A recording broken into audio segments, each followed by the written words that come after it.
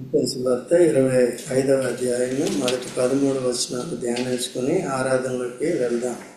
ఇక్కడ యేసుక్రీస్తు ప్రభు ఈ ఉపమానాన్ని చెప్పాడు. పెళ్లి కుమారుడు కొరకు సిద్ధపడిన 10 మంది కన్యకలు గురించి ఉందన్నమాట. పెళ్లి కుమారుడు ఒక్కడే, కానీ కన్యకలు ఎంతమంది? 12గా 10 మంది. ఒక పురుషుడికి ఎంతమంది ఉండాలి? ఒక్కడే ఉండాలి కదా. అయితే ఇది పరలోకపు పెళ్ళి. పరలోకపు వరుడు ఎవరంటే యేసుక్రీస్తు. అయితే తను ప్రేమించిన వారు, తను అంగీకరించిన వారు యేసు ప్రభుని, యేసుక్రీస్తు ప్రభుతో కూడా నిత్యమైన మహిమలో దేవుని రాజ్యములో యుగ యుగాలు ఉండకు కోరే వారందరూ కూడా ఈ లోకముల నుండి విమోచింపబడినవారు కదా, విమోచింపబడినవారు. అయితే మానవ రీతిగా చూస్తే ఒక పురుషుడు, ఒక స్త్రీ, లేక భర్త భార్య మాత్రమే ఉండాలి. మొట్టమొదటిగా దేవుడు సృష్టించినప్పుడు, మానవులను సృష్టించినప్పుడు మొదటిగా ఎవరిని చేశాడు? ఒక పురుషుని చేశాడు. ఆ పురుషునిలో నుండి ఏం చేశాడు? స్త్రీని దేని కొరకు చేశాడు? తనకు భార్యగా ఉండటానికి చేశాడు, తనకు సహకారిగా ఉండటానికి చేశాడు. ఓకేనా? అలా స్టార్ట్ అయింది. మొట్టమొదటిగా ఏం స్టార్ట్ అయింది? భార్యాభర్తల బంధం స్టార్ట్ అయింది. అయితే ఈ భార్యాభర్తలు, మొదటి భార్యాభర్తలు ఇద్దరూ కూడా దేవుని యొక్క ఆజ్ఞను అతిక్రమించి పాపము చేసిన కారణం చేత దేవునితో బంధాన్ని కోల్పోయారు. దేవునితో ఉండవలసిన బంధం ఎటువంటిది? పవిత్రమైనది. ఎప్పుడైతే పాపము చేశారో అపవిత్రులు అయ్యారు. ఎప్పుడైతే అపవిత్రులు అయ్యారో వారు తీర్పులోనికి వచ్చారు, దేవుని నుంచి దూరం అయిపోయారు కదా. అది అయితే ఇప్పుడు ఆదామవులు పాపము చేశారు. సో ఈ లోకంలో మనం అంతా ఎవరి ద్వారా వచ్చాం? ఆదామవుల ద్వారా వచ్చాం. కానీ వాళ్ళు చనిపోయారు. అయితే మనం ఏం చేస్తున్నాం? బ్రతుకున్నాం. మనం బ్రతుకున్నామా? చూడండి, ప్రకటన 3:1. ప్రకటన 3:1.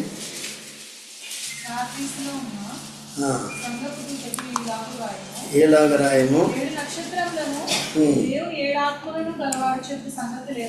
ఏమనగా ఎరుగుదును.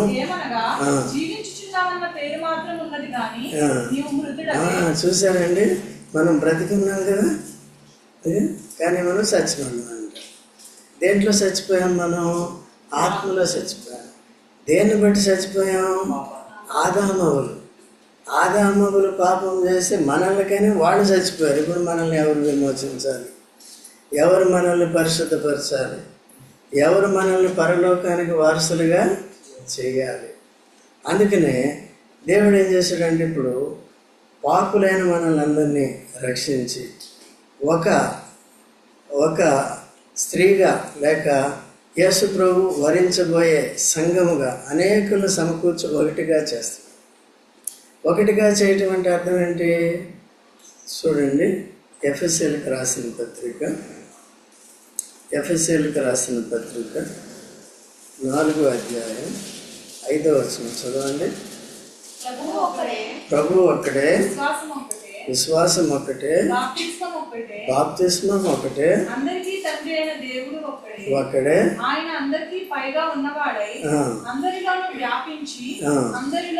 అందరిలో ఎంతమంది దేవుడు ఉన్నారు? ఒక్కడే దేవుడు ఉండాలి కదా. అది అందుకనే ఏముంది? ప్రభు ఒక్కడే, విశ్వాసం ఒక్కటే, బాప్తిస్మం. మరి లోకంలో ఒక్కటే ఉన్నాయా? లేవు. అందుకనే ఎవరైతే సత్యాన్ని కలిగి ఉంటారో, సత్యమైన బోధన అనుసరిస్తారో వారు బుద్ధి గలవారు. మిగిలిన వారు ఎవరండి? బుద్ధి లేనివారు. అయితే ఇప్పుడు బుద్ధి గల కన్యకలకి ఉన్నదేంటి, బుద్ధి లేని కన్యకలకు లేనిదేంటి అనేది మనం చూసుకోవాలి. బుద్ధి గల కన్యకలకి, లేక పరలోకానికి వెళ్ళే వారికి మొట్టమొదటి ఏముండాలమ్మా తెలుసా? ఏముండాలి? నూనె, విమోచన ఉండాలి కదా. విమోచన అంటే అర్థం ఏంటంటే, చూడండి, ద్వితీయోపదేశకాండం 25వ అధ్యాయము 5వ వచనం. ద్వితీయోపదేశకాండం 25:5 చదవండి ఎవరైనా. సహోదరుడు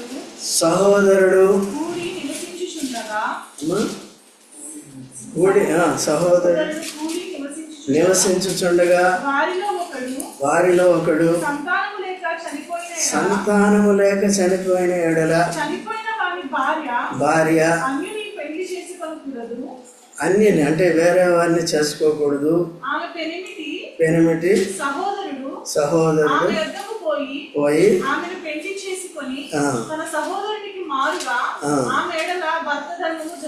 అదే సరే.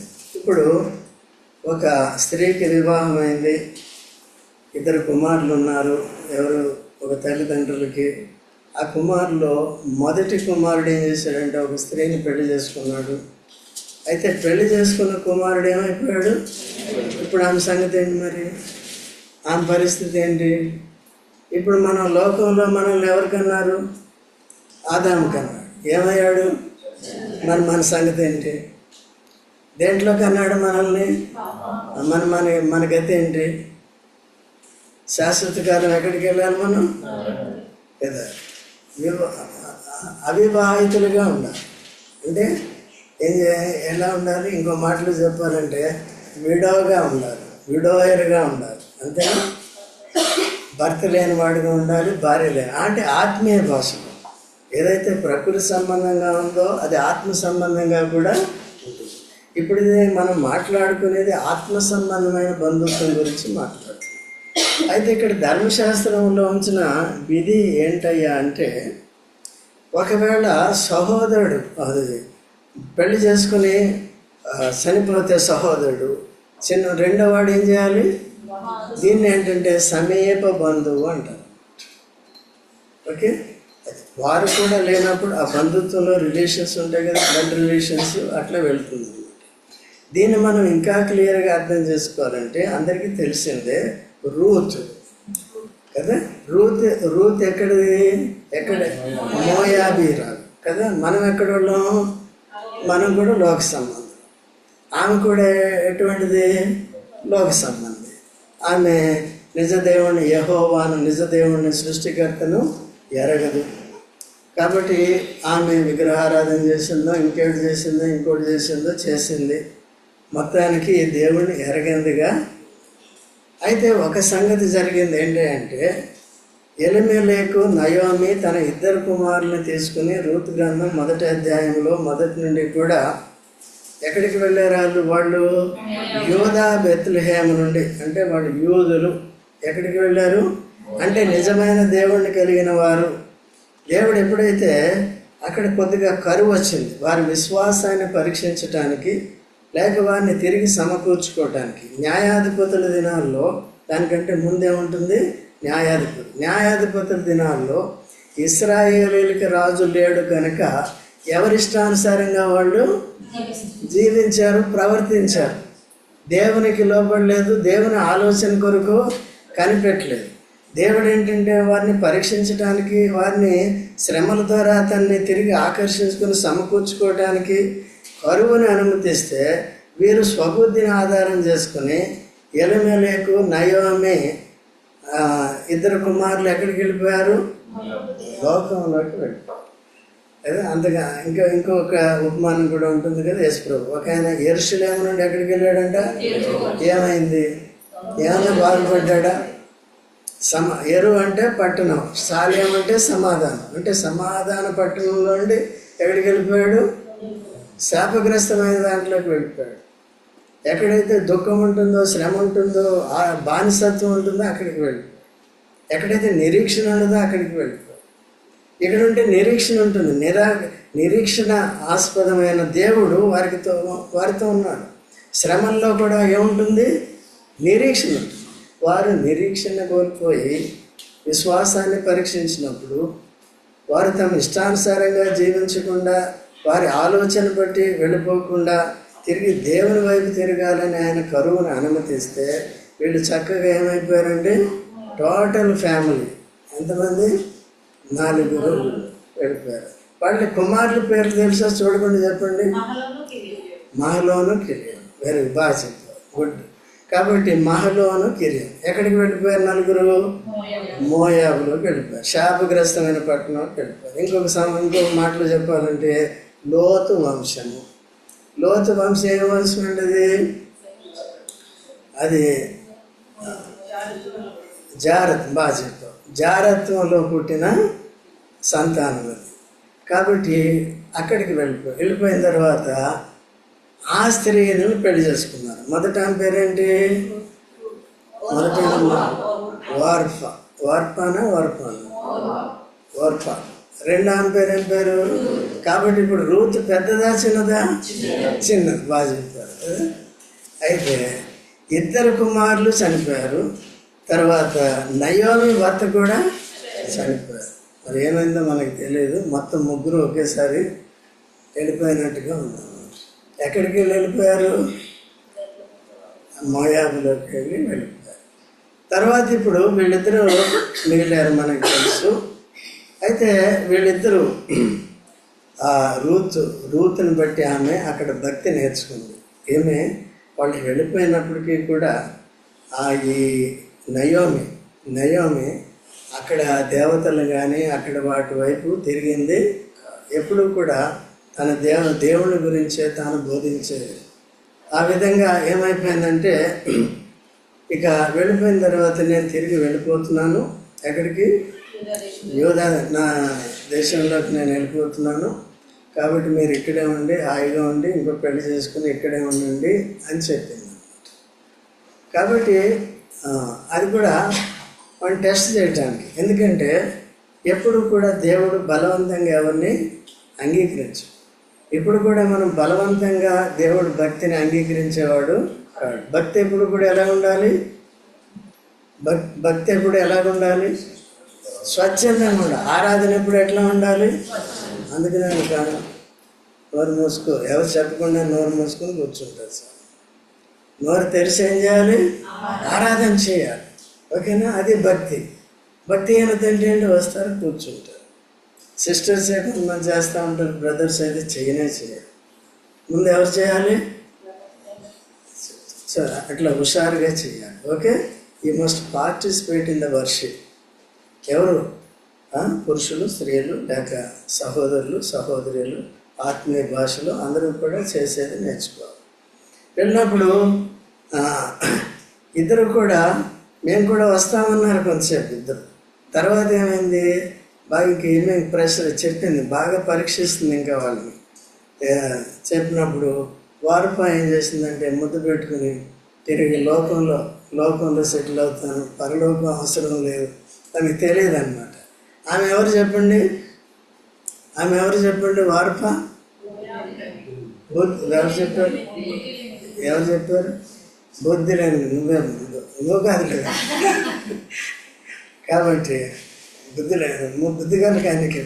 కాబట్టి బుద్ధి లేని కన్యక ఎవరు? ఎందుకు బుద్ధి లేదు? అయితే ఏమిక బుద్ధి ఉంది చూసారా? ఎందుకంటే బాధ విన్నది, గ్రహించి విశ్వాసం ఉంచింది, అక్కడే ఉంచింది, వారిని ఇంట్లోనే ఉంచింది.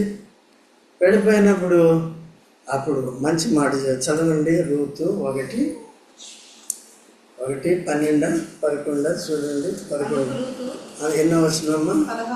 16 వచనం చదవమ్మా. రూతు నా వెంబడి రావద్దనియో, విడిచిపెట్టమనియో. చూడండి ఎన్ని మాటలందో కదా. దాన్ని బలవంతంగా కాకుండా ఏం చేస్తుంది? మళ్ళీ చదవమ్మా. నా వెంబడి రావద్దనియో, విడిచిపెట్టమని వద్దు. నీ వెళ్ళి చోటుకే నేను వస్తాను, నేను నివసిస్తాను. నా జనము నా దేవుడు. మరణం తప్ప మరి ఏదైనా నిన్ను నన్ను ప్రత్యేకించిన యెహోవా నాకు ఎంత కీడైనా చేయనుగాక. చూసారండి, ఇప్పుడు ఇక్కడ సంపూర్ణంగా దేవుని మీద విశ్వాసం ఉందానికి ఎంతో గొప్ప బుద్ధిగల కన్యకలకు ఉండవలసిన గుణాలన్నీ ఎవరిలో ఉన్నాయి? మనమంతా ఎవరు? బుద్ధి లేని మరి ఇక్కడికి ఎందుకు వస్తారు? అక్కడే ఉండండి కదా. సాతాన్ని పెళ్లి చేసుకుని అక్కడే ఉండండి. ఇప్పుడు సాతాన్ నుంచి విడిపించాడా లేదా? ఇప్పుడు ఏం చెప్పాలి మనం? బుద్ధిగల కనికలు అంటే ఏం చేయాలి? రూతులో ఉన్న గుణాలన్నీ కనపడాలి. మరి ఎక్కడ కనపడుతున్నాయి? నువ్వు వెళ్ళిపో, నేను తర్వాత 2 ఏళ్ళ తర్వాత వస్తానందా, 2 గంటల తర్వాత వస్తానందా? లేదేముంది? I don't leave you. నీ వెళ్ళి చోటికి నేను వస్తాను, నీ జనమే నా జనము, అట్లా అయిపోవచ్చు కదా. క్రీస్తుతో కూడా మనం ఏం చేయాలి? అట్లా ఐక్యపరచుకోవాలి. క్రీస్తు దేవుని ప్రజలతో కూడా మనం ఏం చేయాలి? సేవలో నేను యేసు ప్రభుతో ఐక్యపరుచుకున్నానంటే సరిపోదు కదా. బాప్టిజం దేనికి గుర్తుగా ఉంది? ఒక అర్థం. రోమా 6:3-4 ఏముంటుందంటే, క్రీస్తు యేసులోనికి బాప్తిజం పొందిన మీరంతా క్రీస్తు యేసు మరణ పునరుద్ధానంలోనికి ఐక్యపరచబడి ఉన్నారు. Okay, we need to identify our selves with the death, burial and resurrection of our Lord Jesus Christ, so that we will be with him. ఎంతవరకు ఉంటాం? యుగయుగా. యేసు ప్రభువును వదిలేస్తామా? వదిలేస్తే ఏమవుతుంది? చాలామంది వదిలేస్తారు. ఆదివారం ఒక్కరోజు వస్తారు, మిగిలిన రోజులంతా వదిలేస్తారు. అట్లా ఎందుకు చెప్తున్నాను ఈ మాట? నిరుత్సాహపరచడానికి కాదు, నిరాశపరచడానికి కాదు. తెలియకుండా ఏమవుతాం? బుద్ధి లేని కనికలు అయిపోతాం. తద్వారా ఆత్మీయ నష్టాలు వస్తున్నాం. సో రూత్ యొక్క స్టెబిలిటీ ఎట్లా ఉందో చూడండి. ఏముంటుంది? She stable in all her decisions. తను తీసుకున్న తీర్మానాలన్నీ ఎలా ఉన్నాయి? స్థిరంగా ఉన్నాయి, గట్టిగా ఉన్నాయి, బలంగా ఉన్నాయి. No turning back. పాట పాడమంటే పాడతాం కదా, no turning back. No turning back. తిరిగి అక్కడికి వెళ్ళిపోయి మళ్ళీ అక్కడ నో టర్నింగ్ బ్యాక్. అర్థమైందా? యేసుప్రభుని వదిలేసి వెళ్ళిపోయి మళ్ళీ నో టర్నింగ్ బ్యాక్. యేసుప్రభు నో టర్నింగ్ బ్యాక్. మాది అంతా ఆపోజిట్ పాట. ఆపోజిట్ కాదు, పాజిటివ్ పాట. ఎవరిది? No turning back. కాబట్టి నేను నీతో అడుగు వేశానంటే వేస్తూనే ఉంటా, నీతో ఉంటూనే ఉంటా. పెద్దదానివి, అనుభూతి కలిగిన దానివి, అందులోకి పాఠాల ద్వారా, పతనాల ద్వారా పాఠాలు నేర్చుకున్న దానివి నీవు బాగా నాకు నేర్పిస్తావు. ఈ రూతు పరిశుద్ధాత్మ గుర్తుగా కూడా ఉన్నాడు. పరిశుద్ధాత్మ కూడా మనల్ని నడిపిస్తాడు. పరిశుద్ధాత్మ ద్వారా, వాక్యం ద్వారా తన ఆలోచన నేర్పిస్తాడు. పట్టించుకో. పరిశుద్ధాత్మ దేని గుర్తుగా ఉంది? మెటీరియల్గా దేని గుర్తుగా ఉంది? నూనె. నూనె లేకపోతే ఏం లేదు, దీపం మండదు. నీ ఆత్మదీపం వెలగదు, నా ఆత్మదీపం వెలగదు. ఏం లేకపోతే? నూనె. కాబట్టి పరిశుద్ధాత్మ ఉంటే, పరిశుద్ధాత్మను దుఃఖపెట్టకుండా ఉంటే, పరిశుద్ధాత్మతో నడుస్తూ ఉన్నప్పుడే పరిశుద్ధాత్మ ఎప్పుడు ఎక్కడికి నడిపిస్తాడు? పరలోకానికి నడిపిస్తాడు, తన ప్రజల దగ్గరికి నడిపిస్తాడు. దేవుడు ఎక్కడైతే ఏ స్థలంలో అయితే ఉంటాడో ఆ స్థలంలోనికి నడిపిస్తాడు. దేవుడు ఎక్కడున్నాడు? యోధా బెత్లెహేములో ఉన్నారు. చెడిపోయిన వాళ్ళు ఈ రూత్ ఫ్యామిలీ అయినా అక్కడ ఉన్నవాళ్ళ? చెడిపోయిన వాళ్ళు రూత్ ఫ్యామిలీ అయినా అక్కడ ఉన్నవాళ్ళ? అక్కడ ఉన్న వాళ్ళంతా బాగానే ఉన్నారు. హిస్టరీ క్రియేట్ చేసింది ఎవరండి? నయోమి. నయోమి పొరపాటు లేకపోవచ్చు. ఒకవేళ తన భర్తే ఆ విధంగా, లేకపోతే పిల్లలు కూడా వద్దు మమ్మీ డాడీ అక్కడ పోదాం రండి అనవచ్చు. ఈ రోజులు కూడా చెప్తారు కదా ఎవరిని వస్తారు, మమ్మీ డాడీ వద్దు ఇక్కడ మీరు ఇక్కడ ఉండండి, నేను అక్కడికి పోతాను. ఎక్కడ పోతావు? కాబట్టి పనికిరాని చోటికి పోతాం. ఆ విధంగా అటువంటి తీర్మానం తీసుకుంది, తనతో వెళ్ళింది. ఏం సంపాదించుకుంది చెప్పండి? ఏం సంపాదించుకుంది చెప్పండి? దేవుడుండే స్థలాన్ని తన ప్రజలతో బంధుత్వం వచ్చింది. అంతకుముందు కూడా మనం ఇశ్రాయేలుతో సహపౌరులం కాదు కదా. ఇప్పుడు యేసు ప్రభు ద్వారా ఏమయ్యాం? పరలోకం. వారికే పరలోకం. సహపౌరురాలైంది.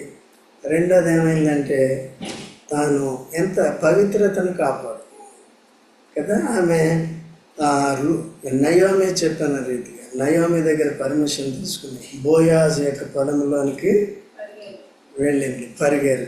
ధనవంతులైతేనే కొద్దిగా వదులుతారు కాబట్టి సో రైట్ ప్లేస్లోకి వెళ్ళింది. వెళ్ళిన తర్వాత అక్కడ ఏం చేసిందండి, అక్కడ వేరే పని వారితో చెడు సాంగత్యం చేయాలి. తన పని ఏదో తాను చేసుకో. తన పని ఏంటి? మనం మందిరానికి వస్తాం, దేని కొరకు వస్తాం? చాలామంది చాలా సంఘాల్లో ఉంటారు, వేరే ఉద్దేశం. ఇక్కడ మేము ఇదంతా కూడా అబ్జర్వ్ చేస్తూ ఉంటాం కదా, అది అందుకనే కాపురత్వం అనేది కరెక్ట్గా ఉండాలి. ఎందుకు వస్తున్నారు, ఏ ఉద్దేశాలతో వస్తున్నారు, మనకు కూడా అప్పుడప్పుడు డ్రాప్ అవుతూ ఉంటారు. ఇక్కడ వస్తాం, డ్రాప్ అంటే వస్తూ ఉంటారు, అవన్నీ అబ్జర్వ్ చేస్తూ ఉంటాం. అర్థమైందండి? సో కాబట్టి అటు చూస్తూ ఉంటారు, ఇటు చూస్తూ ఉంటారు, ఇవన్నీ చేస్తూ ఉంటారు. ఆమె ఎటువంటి దిక్కులు చూసిందా? కాబట్టి ఎవరామె? పవిత్రురాలు కదా, ఏకాగ్రతకి. తర్వాత తన పని ఏదో తాను చేసుకుంది. ఎప్పటి నుంచి ఎప్పటి వరకు చేసుకుంది? ఉదయం నుండి, బాగా చెప్పాం, సాయంకాలం వరకు కూడా చేసుకుంటాను కదా. మనం కూడా పని చేసుకోవాలి. ఇప్పుడు పరిగి వేరుకోవాలి కదండి, పరిగి ఆత్మీయంగా కూడా పరిగి వేరుకోవాలి కదా. అది వాక్యం, వర్తమానం. ఎక్కడికి రావాలి? బోయాజ్ ఇంటికి. పరలోక బోయాజ్ లేది, పొలం ఏది? మందిరం. ఇక్కడికి వచ్చి నేర్చుకోవాలి కదా. నీ పొలం ఇచ్చావు యేసు ప్రభు, దాంట్లో పరిగెరుకోవడానికి నాకు సహాయపడుతున్నామని వందనాలు చెప్పాలి కదా. మరి రాకపోతే ఏం చెప్తాం? ఆదివారం వస్తాను అయిపోయింది. ఆల్రెడీ కొద్దిగా తెలివి ఉంది కాబట్టి 4 మాటలు, చెప్పిన మాటలు గుర్తుంటాయి కాబట్టి చెప్పేసి వెళ్ళిపోయి. ఇది ఆత్మతో సత్యంతోనూ నిజంగా విమోచన అనుభవం నిజంగా తిరిగి వచ్చిందా, నిజంగా రూతు వంటి క్యారెక్టర్ ఉందా అనేది పరీక్ష. ఉంది, లేదని నేను చెప్పట్లేదు, ఉంది. అయితే దాన్ని కొద్దిగా ట్రిమ్ చేసుకోవాలి. ట్రిమ్ చేసుకోకపోతే ఏమవుతాం? వాడు చక్క చేసుకోలేదు, ఏమయ్యారు? బుద్ధి లేని కనికలు ఏమయ్యారండి? What is the reason? వాడు ట్రిమ్ చేసుకోవడానికి ఆయిల్ లేదు. పరిశుద్ధాత్మ నిన్నటి దాకా దొక్కబెట్టాను. They did not walk in step with the Holy Spirit. కాబట్టి దే బికేమ్ వాట్? వాళ్ళు కనికలే, వాళ్ళు కూడా పిలువబడ్డారు, కానీ వాళ్ళు నిర్లక్ష్యం చూపించారు. ఈ దినాల్లో కూడా చాలామంది అట్లే చేస్తున్నారు. ఓకే, ఆమె బోయాజు పొలంలో పనిచేసింది, ఆ క్యారెక్టర్ను మెచ్చుకున్నాడు. తానే కాదు కానీ ఆ పట్టణంలోని వారంతా కూడా రూతు కోడలు ఎంత మంచిదండి, సారీ రూతు కోడలు, నయోమి కోడలు రూతు ఎంత మంచిది, బాగా చెప్పారు. కాబట్టి నయోమి కోడలు రూతు ఎంత మంచిదండి. మంచిదంటే ఎవరండి? ఈ రోజుల్లో మంచి ఏంటంటే పై రూపం, వాళ్ళు చాలా మంచిది. అదే ఈరోజు ఏదో ఎక్కడ చూశాను నేను, అందమైన భార్య ఉంటే భర్త త్వరగా చచ్చిపోతాడు. అదే భర్తలారా, అందమైన భార్యను చేసుకుంటే రాజేష్ ఏమవుతా ఉంటా? త్వరగా చచ్చిపోతా. పెట్టే ఇబ్బందులు ఎంత అంత కాదు. కాబట్టి ఏం కోరుకోవాలి? ఆత్మీయంగా కోరుకోవాలి. ఓకేనండి, సరే. ఆ విధంగా తన క్యారెక్టర్ని బట్టి, తన గుణగణాలను బట్టి, ఏ గుణాలు అవి? ఆత్మ సంబంధమైన గుణాలను బట్టి సో ఆయన మెచ్చుకున్నాడు. ఎవరు? బోయాజు.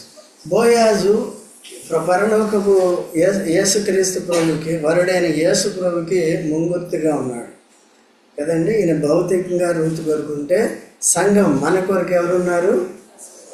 కాబట్టి మనం కూడా ఎలాగా విమోచింపబడాలి అంటే ఏమైపోయాడు? మన మొదటి భర్త ఏమయ్యాడు? ఆదాము ఏమయ్యాడు? చచ్చిపోయాడు. ఆదాములో మనం ఎలా ఉన్నాం? జీవించుచున్నామని పేరు నీకుంది, కానీ నీవు సచ్చినోడివే, సచ్చిన దానివే. అయితే ఇవన్నీ ఏం చేయాలి? ఇప్పుడు విమోచించాలి, బ్రతికించాలి అనే ఉద్దేశం. కనుక ఆయన ఏం చేశాడంటే, సరే నేను నిన్ను పెళ్లి చేసుకుంటాను, నేను విమోచిస్తాను అని చెప్పాడు. కానీ నాకంటే కూడా ఇంకా సమీప బంధువు నీకు. సో నలుగురి మధ్యలో, పెద్దల మధ్యలో ఈ సమస్యను పెడదాం. ఒకవేళ ఆయన విమోచిస్తే విమోచిస్తాడు, ఆయన చేసుకో. ఆయన విమోచించలేకపోతే అప్పుడు నేను విమోచిస్తాను. సరే, ఆ పట్టణంలో పెద్దల మధ్య పరిష్కారం పెట్టారు. ఎందుకంటే వాడు ధర్మశాస్త్రాన్ని అనుసరించాలి కదా. ధర్మశాస్త్రం ఏం చెప్తుంది? పెద్దవాడు చనిపోతే చిన్నవాడు ఏం చేయాలంట? భర్త ధర్మాన్ని చేయాలి, నెరవేర్చాలి, అది విమోచన. కాబట్టి అట్లా పెట్టాడు. పెట్టిన తర్వాత ఆయన వచ్చాడు. ఎవరు? ఈయనకంటే సమీప బంధువు వారు ఎవరైనా ఏం చేశారా? ఇప్పుడు రూత్ మోయాబులో ఉన్నప్పుడు ఎవరైనా విమోచించారా? విమోచించారు కదా. ఇప్పుడు పెద్ద కోడలు వార్ప వెళ్ళిపోయింది కదా, ఆమెకి విమోచన ఉందా? పాపము నుంచి, శాపము నుండి విడుదల పొందిందా? తాత్కాలికమైన భర్తను ఏం చేసింది? పెళ్లి చేసుకుని ఉండొచ్చు, 4 రోజులు 2-3 పిల్లల్ని కానీ బతికి ఉండొచ్చు, చచ్చిపోయింది నిరీక్షణగా. అదే ఎంతమంది ఇప్పుడు ఆత్మ సంబంధమైన విమోచన గురించి చూస్తున్నాం. శరీరం చనిపోతుంది కాబట్టి ఆయన సమీప బంధువు వచ్చాడు, ఏం చేయలేదు. ఇప్పుడు మనం ఇక్కడ ఉన్నాం. ఈ లోకంలో కూడా దేవుళ్ళు అనబడిన వారు, దేవతలు అనబడిన వారు ఉన్నారు. ఎవరిలోనైనా విమోచన ఉందా? పాపక్షమాపణ ఉందా? ఆత్మరక్షణ ఉందా? ఎవరైనా మనల్ని నరకం నుంచి విడిపించేవారు ఉన్నారా? లేరు. దేవునికి సమీపస్తులుగా చేసేవారు ఉన్నారా? లేరు కదా. అనేక మంది ఉన్నారు, కానీ ఎవరు ఆ బంధువును కూడా వదిలేరు. ఇప్పుడు అందుకనే బోయాజు ఏం చేశాడు? ఆమెని విడిపించిన తర్వాత ఇప్పుడు ఏమైపోయిందండి? మొన్నటి వరకు పెళ్లి కాకము వరకు ఎవరామె? దరిద్రురాలు కదా. పని చేసుకుంటూ, కూలి పని కూడా తక్కువ ఏంటి పరిగెడుతుంది. వాళ్ళు దయాదాక్షిణ్యాలు. ఇంకా బోయాజు మంచోడు కాబట్టి వాళ్ళకి చెప్పాడు, ఆమె కొరకు కొద్దిగా ఎక్కువ వదిలేయండి. ఓకే. కాబట్టి ఆయన పెళ్లి చేసుకున్న తర్వాత ఏమేమైంది? ధన్యురాలైపోయింది, ధనవంతురాలైపోయింది. ఎందుకండి? యెహోవా రెక్కల కిందకి వచ్చి కదా తన ప్రజలతో ఐక్యత తెచ్చుకుంది. సో ఇంకో మాటలో చెప్పాలంటే అటువంటి స్త్రీలు ఇశ్రాయేల్లో కూడా తక్కువ, అరుదన్నమాట. సో అట్లా వచ్చింది. యేసుక్రీస్తు ప్రభు కూడా అటువంటి రూతు వంటి గుణగణాలు కలిగిన వారుగా మనల్ని చెయ్యాలని ఏకంగా తన ప్రాణమే పెట్టి తన రక్తాన్నే చిందించి మనల్ని ఏం చేశాడు? విమోచించాడు. ఒకే విశ్వాసం. ఏంటంటే ఏ విశ్వాసం? అది ప్రభు అయిన యేసుక్రీస్తు నందున విశ్వాసం. ప్రభువులు ఎంతమంది? ఒకరు. ఎవరా ప్రభు? ఎందుకు ఆయన ప్రభు? అమ్మా, జయించాడు. దేన్ని జయించాడు? సాతాను ముందు శోధించాడు కదా. ఆదామవ్వల ముందు సాతాను శోధించాడు కదా. వాళ్ళు ఏమయ్యారు? బార్లో పడ్డారు. ఈయన ఏం చేశాడు? అని బోల్తా కొట్టించాడు. ఎవరిని? సాతాను. తర్వాత లోకానంటే లోకంలో ఉన్నదంతా ఆశ. అవసరం కాదు, శరీర అవసరం, గాలి పీల్చండి అవసరం, నీళ్ళు తాగండి అవసరం, మందు తాగండి అంటే అవసరం. అది మందు అంటే ఏది? టానిక్ కాదు, వేరే టానిక్, మొత్తం టానిక్ తాగితే ఏమవుతుంది? అది అవసరం, అది లేదు. కాబట్టి అట్లా శరీరాశ, నేత్రాశ, అవసరానికి మించింది ఆశ. దురాశ దుఃఖమునకు ఆశ చూపించి మోసం చేస్తుంది లోకం. సాతాను కూడా అంతే. సాతానే అలా చేశాడు, మోసం చేశాడు. ఎవరిని? అవ్వను. మోసపోయానని తెలుసుకుంది. ఏం లాభం మోసపోయిన తర్వాత? దాన్ని దేవుడే మళ్ళీ పరిష్కరించాడు. అలాగా తర్వాత మరణాన్ని కూడా ఏం చేశాడు? దాని అర్థం ఏంటంటే ఆయనలో అపవిత్రత ఏమాత్రము లేదు, అవిధేయత ఏమాత్రము లేదు. కాబట్టి రూతుని పెళ్లి చేసుకొని పోయే భర్త కూడా ఎవరండి? మంచివాడు. మంచివాడే కదా. మనల్ని పెళ్లి చేసుకునే భర్త ఎవరండి? ఇంకా మంచివాడు. ఎవరికంటే? ఏకంగా ప్రాణమే పెట్టి తన రక్తమే కార్చి మనల్ని ఏం చేశాడు? ఎంత మంచివాడు. కాబట్టి రక్తం చేత మనల్ని విమోచించి ఏమిచ్చాడు మనకి అంటే మన ఆత్మదీపాన్ని వెలిగించాడు. దాన్ని మనం ఆరిపోకుండా చూసుకోవాలి. ఎప్పటి వరకు? యేసు ప్రభు వచ్చే వరకు, లేక మనం సచ్చే వరకు, ఈ లోకాన్ని వదిలేసే వరకు ఆత్మదీపాన్ని, విశ్వాసాన్ని, విధేయతను, పవిత్రతను, దేవుని సేవించటం, ఆరాధించటం, ప్రార్థించటం, దేవుని మందిరంలో పరిగ వేరుకుంటాం, ఎక్కడ కూడా నిర్లక్ష్యం చేయడు. ఇన్ని ఇచ్చాడు. దేని కొరకండి? మన ఆత్మదీపం ఆరిపోకుండా చూడటానికి ఇన్ని ఇచ్చాడు. ఇన్నిట్లో అన్నిటిని సద్వినియోగం చేసుకుంటున్నాను కదా. బుద్ధి గల కనికలు నన్ను చేసేది నీకు వందనాలంటే సరిపోతుందా? ఏమవుతుంది? దీపం ఆరిపోబోతుంది. అందుకనే బల దగ్గరికి వచ్చినప్పుడు ఏం చేయాలి? మనం ఒత్తిని సరి చేసుకోవాలి, తప్పులు సరిదిద్దుకోవాలి, చేసిన తప్పులు చేయకుండా ఉండాలి. అలాగా రూతు వంటి విధేయత మనం నేర్చుకోవాలి. మన భర్త ఎటువంటి వాడు అండి? కాబోయే భర్త ఎటువంటి వాడు? పరిశుద్ధుడు, ప్రేమ కలిగిన వాడు ఏదో తన ప్రాణాన్ని పెట్టి మనల్ని ఏం చేశాడు? కొన్నాడు, విమోచించాడు, కొన్నాడు. కాబట్టి ఆ భర్తని ఈ భర్తను పోల్చుకున్నప్పుడు, అందుకనే మన యేసు ప్రభు కూడా ధనవంతుడయ్యండి మన నిమిత్తం ఏమయ్యాడు? దరిద్రుడు. ఆ భర్త ఏం చేశాడు? ధనవంతుడయ్యండి దరిద్రాలని ధనవంతురాలుగా చేశాడు. ఆయన ధనం ఎక్కడికి పోలేదు. మన యేసు ప్రభు ఏం చేశాడు? ఆయన ధనవంతుడయ్యండి తాను దరిద్రుడు. పశువుల తొట్లు పడుకోవడం ఆయనకి అవసరం అండి? ఎవరు పడుకున్నారు? అంతకంటే కూడా ఎక్కువ త్యాగం నా కొరకు చేసావు యేసు ప్రభు అని మనం ఆయన కూడా ఏం చేయాలి? మనం కృతజ్ఞత కలిగి, విధేయత కలిగి ప్రార్థించాలి. ఇప్పుడేదో 4 మాటలు చేసి వెళ్ళిపోయేది కదా, తర్వాత చూపించాలి. ఆరాధనలోకి వెళ్దాం.